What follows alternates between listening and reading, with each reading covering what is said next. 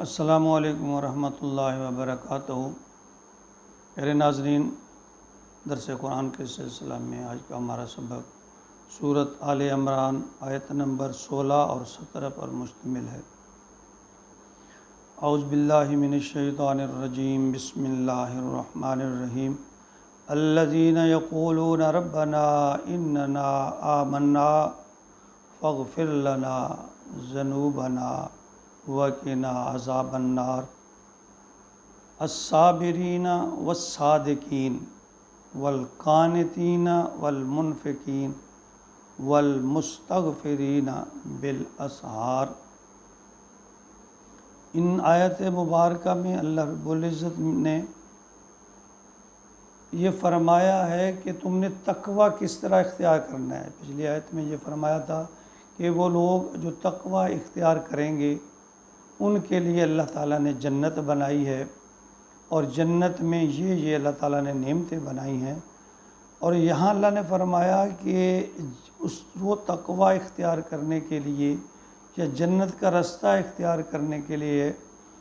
ایک انسان کے اندر کون سے اوصاف ہونے چاہیے، کون سے وصف ہونے چاہیے، اس کا تذکرہ اللہ رب العزت نے یہاں فرمایا۔ اللہ فرماتے ہیں ایک تو آپ نے دعا فرمانی ہے، یہ جو لوگ ہیں جو تقوی، جنہوں نے تقوی کی راہ اختیار کرنی ہے یا ان پر چلنا ہے یا چلنا چاہتے ہیں، ان کے لیے فرمایا الذین یقولون، یہ جو لوگ ہیں یہ کہتے ہیں، یہ کہتے رہیں گے ربنا اننا، اے ہمارے رب بے شک آمنا، ہم ایمان لے آئے۔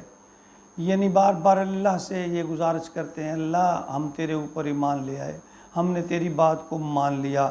فاغفر لنا، تو ہمیں معاف کر دے، ذنوبنا، ہمارے گناہوں، اے اللہ جو ہمیں بھول چوک سے، غلطی سے، جان بوجھ کر جیسے بھی ہو جائیں، جو ہم سے غلطیاں ہو جائیں، جو ہم سے گناہ ہو جائیں، جو تیری نافرمانیاں ہو جائیں، اے اللہ تو ہمیں معاف کر دینا۔ یعنی اللہ خود فرما رہے ہیں کہ طریقہ کیا ہے مجھے منانے کا، اس جنت کو حاصل کرنے کا جو کہ حقیقتاً بنائی انسان کے لیے۔ اللہ فرماتے ہیں کہ وہ بار بار یہ کہتے رہتے ہیں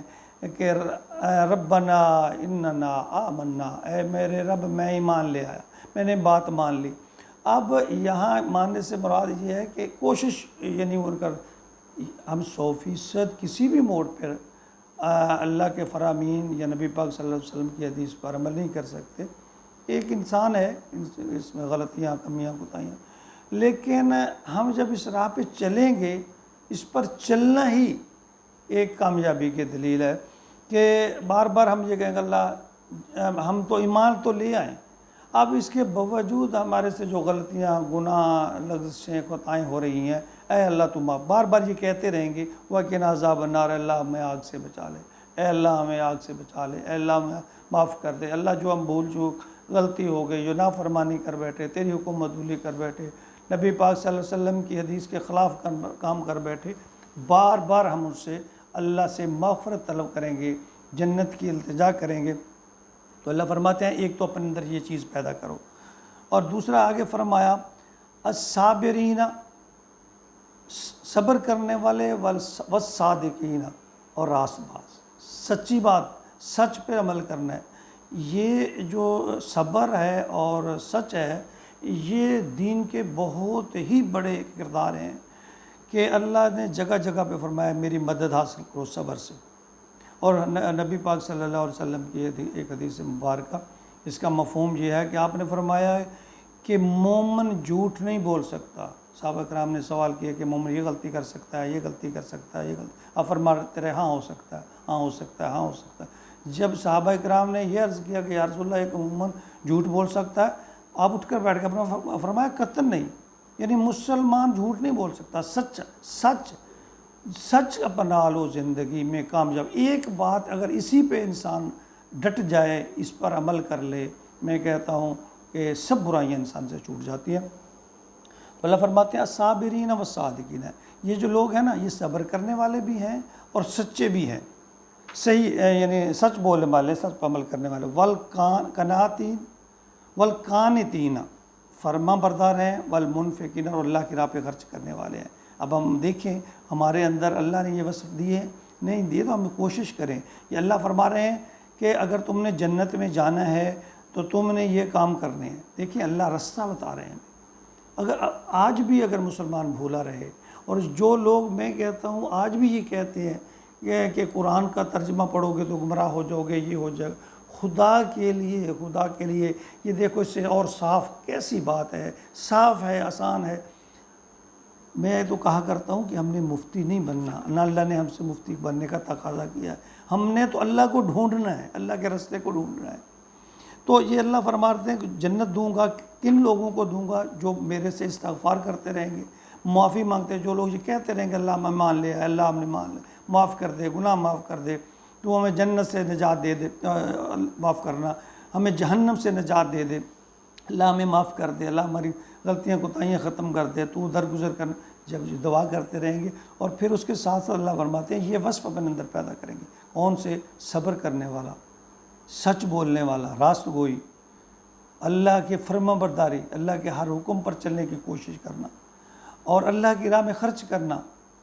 آگے فرمایا والمستغفرین بالاسحار، اور یہ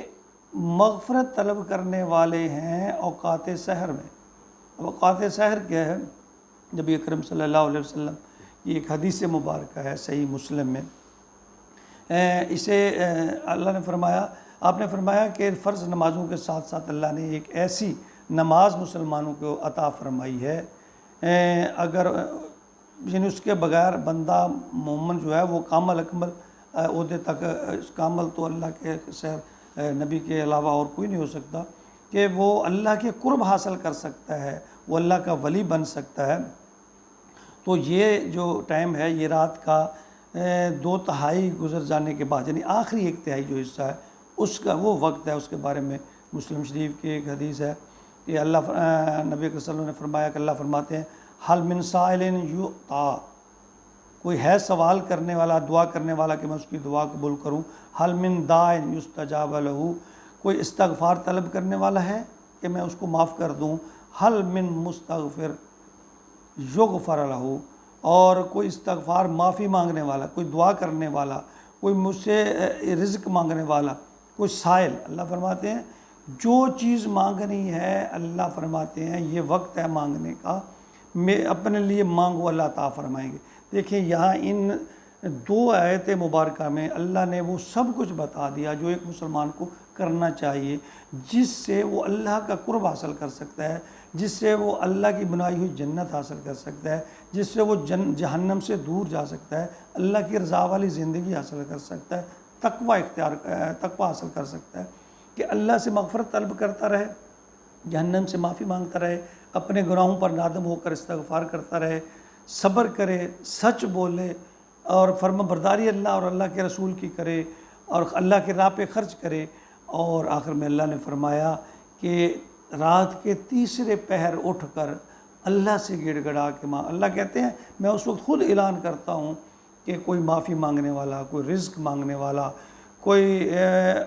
سائل جو اس کو جو چاہیے مانگنے والا، اگر وہ مانگے گا میں اس کو عطا کروں گا۔ اب اللہ کی بات پہ یقین نہیں ہے ہمیں کیا؟ جو انسان چاہتا ہے کہ میں اللہ کا قرب حاصل کر لوں، یا دین اور دنیا کی دونوں بھلائیاں جو ہے وہ حاصل کر لوں، تو میرے خیال میں اس سے بہتر اور طریقہ کیا ہو سکتا ہے جو اللہ نے خود بیان فرمایا کہ رات کے تیسرے پہر اٹھو اور اللہ کے سامنے گڑ گڑاؤ، اللہ سے مانگو۔ اللہ تو خود کہتے ہیں جیسے کہ ہم تو مائل بکرم ہیں، کوئی سائل ہی نہیں، راہ دکھلائیں کسے، راہ رو منزل ہی نہیں۔ اللہ ہمیں اپنے سے مانگنے کا ڈھنگ،